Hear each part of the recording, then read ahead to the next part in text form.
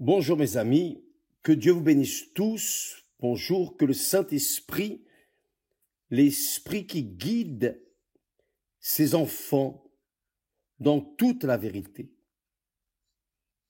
il ne les laisse pas perdus dans ce monde. Non, le Saint-Esprit est le guide qui nous guide dans toute la vérité. Et la parole de Dieu est la vérité qui affranchit, qui guide, qui oriente. Bien sûr, pour pouvoir avoir accès à la voix du Saint-Esprit,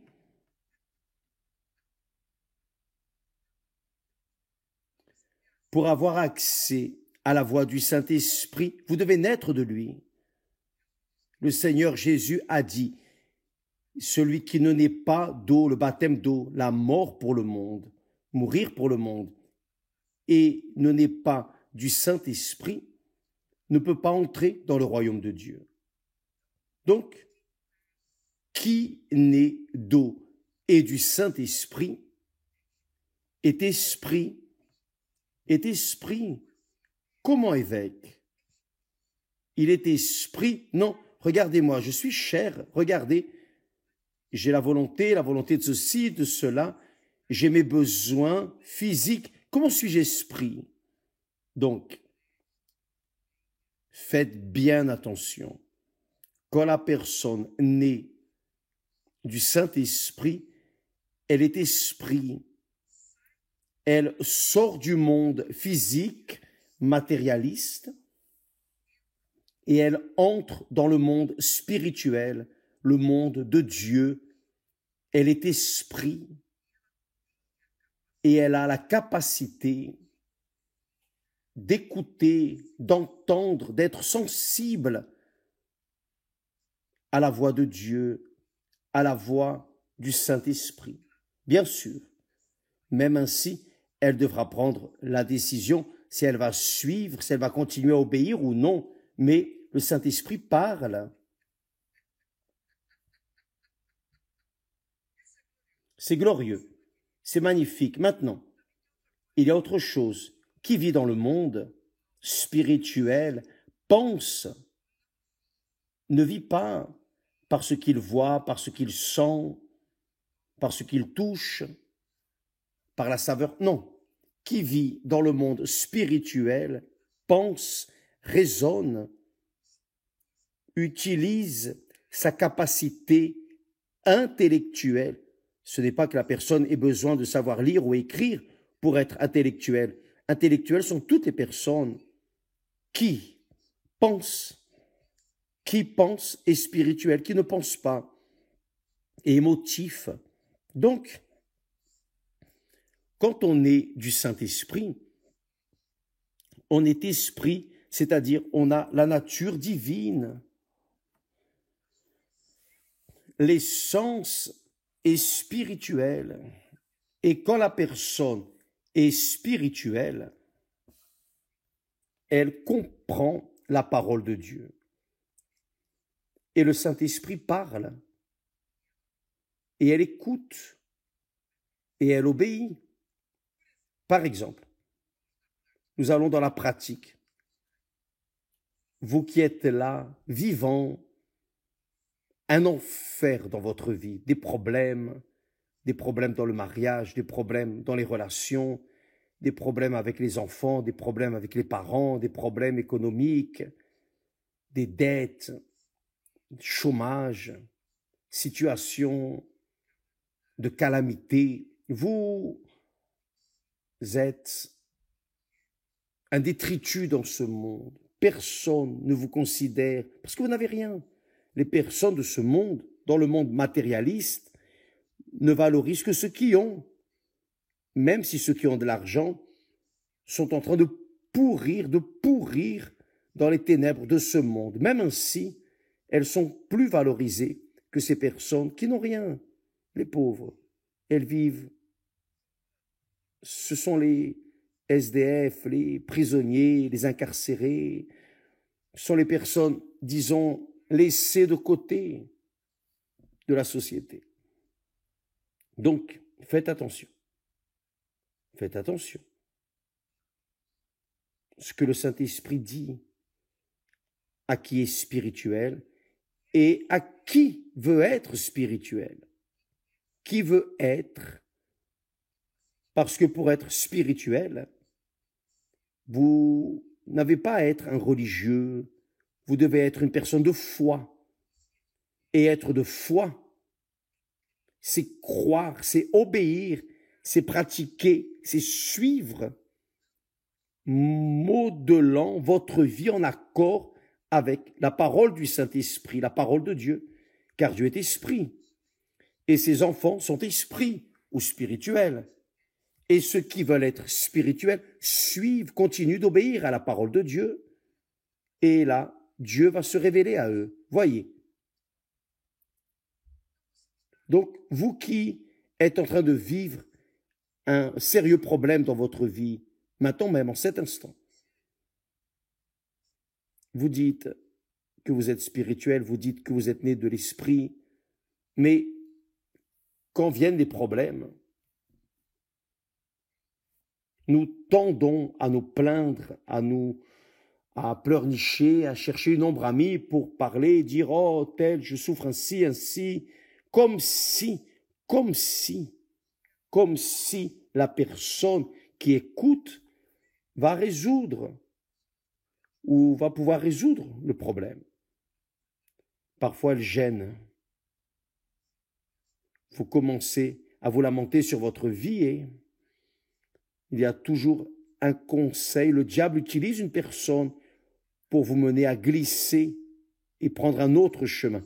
Mais quand vous écoutez la parole de Dieu d'une personne spirituelle, la personne spirituelle va vous dire ainsi: rendez grâce en toutes choses. Ça, c'est très fort. Rendez grâce en toutes choses, car c'est à votre égard la volonté de Dieu en Jésus-Christ. C'est-à-dire, qui est en Christ Jésus, qui est né d'eau et du Saint-Esprit, est né du Saint-Esprit, est esprit et spirituel, et naturellement en Christ Jésus. Et qui est en Jésus-Christ a l'obligation spirituelle de rendre grâce à Dieu en toutes choses. Évêque, expliquez-moi mieux, comment vais-je rendre grâce à Dieu si je sens des douleurs? Quand nous sentons des douleurs, nous faisons aïe, aïe, oui ou non? C'est vrai, je sais cela. Vous pensez que nous ne sentons pas de douleur aussi? Quand nous passons par des moments de tempête, grâce à Dieu. Attendez, comment vais-je rendre grâce à Dieu si ces tempêtes veulent enfoncer ma vie?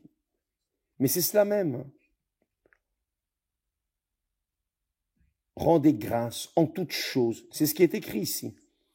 C'est cette parole que le Saint-Esprit a donnée à Paul pour écrire et envoyer à l'église à Thessalonique.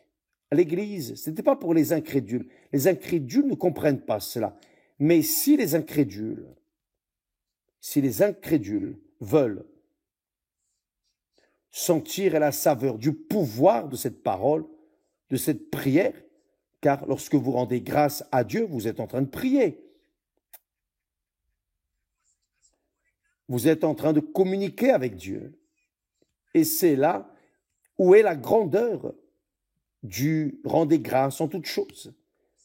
Parce que, par exemple, vous êtes dans cette tempête, cette tribulation maudite. Et au milieu de la tribulation, vous dites grâce à Dieu. Voilà. Vous vous contactez avec Dieu, vous sortez de cette atmosphère hostile et vous entrez dans la présence de Dieu. Et Dieu alors, voyant que vous êtes obéissant à sa parole, alors il vient et vous délivre de cette tempête. Il va donner la solution. Non au moment où vous voulez, ce n'est pas vous qui dictez les normes à Dieu, c'est lui qui va décider la meilleure heure, le meilleur moment pour résoudre ces problèmes, car il y a un temps. Il y a un temps pour naître et un temps pour mourir. Vous savez cela. Il y a le temps pour planter et le temps pour moissonner. Et nous devons savoir le temps correct pour faire la chose correcte. Dieu avait déjà choisi Jonas avant qu'il naisse pour aller à Ninive et mener le message divin. Mais Jonas dit non, je ne veux pas faire ça. Il a fui, il a pris le navire et a fui, mais ça n'a servi à rien. Dieu l'avait appelé. Ils ont découvert que Jonas était le responsable de cette tempête qui allait enfoncer le navire et que tout le monde allait mourir. Alors, ils ont jeté Jonas par-dessus bord et un poisson, un grand poisson est venu et a avalé Jonas et Dieu a permis tout cela. Dieu a tout permis, tout ce qui lui est arrivé, pour que nous puissions comprendre que Dieu est Dieu. Il est souverain, il est le Tout-Puissant, il est omniscient, il sait toutes choses, même ce que vous allez penser, d'ici 1000 ans, disons. Il sait tout, tout. Et il est omniprésent, il est partout. On ne peut pas fuir de lui.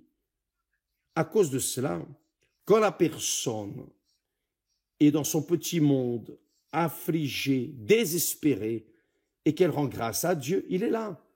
Dieu est là, il voit. Il voit l'effort surnaturel que la personne fait pour se délivrer de cette situation. Et quand la personne dit grâce à Dieu, parfois, voyez, j'ai prié, je prie pour certaines personnes depuis des années. Ça, c'est un témoignage personnel. Depuis des années. Et Dieu ne m'a pas répondu. C'est-à-dire, il a déjà répondu, sauf que je n'ai pas encore vu cette réponse. Quand je regarde ainsi, je dis, mon Dieu, aie miséricorde, compassion, s'il te plaît. Mais là, je me rappelle de cette parole. Rendez grâce en toutes choses. Donc, au lieu de lamenter, de me plaindre, de pleurnicher, le Saint-Esprit me rappelle. Rends grâce à Dieu. Rendez grâce. Donc, parfois, nous sommes, de parler ainsi, nous nous trouvons dans une baleine. Mais Dieu est celui qui a permis que nous y arrivions, car il veut nous enseigner qui il est, comment il est, ce qu'il fait, sa grandeur. Il veut nous donner des expériences. Il ne veut pas que nous soyons immatures et que nous courions après le vent dans ce monde. Il ne veut pas que nous jouions regardant le hocher. Ah, comme c'est marrant. Non, Dieu ne veut pas que nous observions les hochers d'Internet, où on perd du temps, Il veut que nous pensions ses pensées. Rendez grâce en toutes choses, mes amis. Nous n'apprenons qu'en recevant des coups. Je suis cette personne. J'ai beaucoup appris, mais je n'ai pas tout appris. Non. Je suis juste en train de commencer. Mais je suis déjà passé par beaucoup et Dieu a permis. Et dans ces moments difficiles, je n'ai pas rendu grâce à Dieu. Je n'ai pas rendu grâce. J'ai pleuré, j'ai gémi, j'ai hurlé, j'ai crié, j'ai clamé. Et au bon moment, il a étendu la main et m'a délivré. Oh mon Père, sois sanctifié dans nos vies. Mes amis, si vous êtes nés de Dieu, du Saint-Esprit, si vous avez le Saint-Esprit, car qui n'a pas l'Esprit de Dieu n'est pas à lui, vous êtes nés du Saint-Esprit, alors apprenez à rendre grâce à Dieu, car ça c'est une prière puissante au moment de la tribulation. C'est la plus grande prière, la plus puissante des prières que vous faites au moment de votre tribulation. Faites cela, essayez et attendez. Vous allez voir ce que le Saint-Esprit va faire. Ça va exploser, ça va exploser. Mes amis, Dieu est avec nous, Dieu est avec vous, il est avec moi, il est avec nous. Il est avec tous ceux qui l'invoquent en esprit et en vérité. Tous ceux qui obéissent, tous ceux qui sont inclinés pour écouter sa voix. Il est avec vous. Donc, rendez grâce à Dieu en ce moment où vous êtes en train de vivre dans la poubelle de la vie, d'accord? Demain, nous parlerons plus à ce sujet. Dimanche, ce dimanche qui est le dimanche, la fête des mères, nous serons en train de prier la mère, l'Église et la mère. Et le Père, pas besoin de dire qui est le Père, Dieu est notre Père. Le Père, le Fils et le Saint-Esprit, l'Église et la mère. Dieu et la mère. Dieu et la mère. Dieu dans les cieux, la mère sur la terre, qui est l'Église du Seigneur Jésus, qui est le corps de notre Seigneur Jésus. Il est la tête, Dieu est la tête, le Seigneur Jésus est la tête dans l'Église.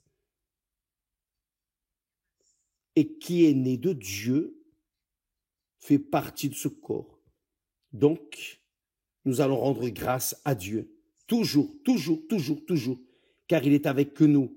Ni la mort, ni la vie, ni l'enfer, rien dans ce monde, rien, ni guerre, rien, rien, rien ne peut nous séparer de cet amour, de cette union, de cette unité qu'est l'Église de notre Seigneur Jésus-Christ, dont la tête est notre Seigneur Jésus. Demain, nous serons de retour. Que Dieu vous bénisse au nom du Seigneur Jésus. Amen.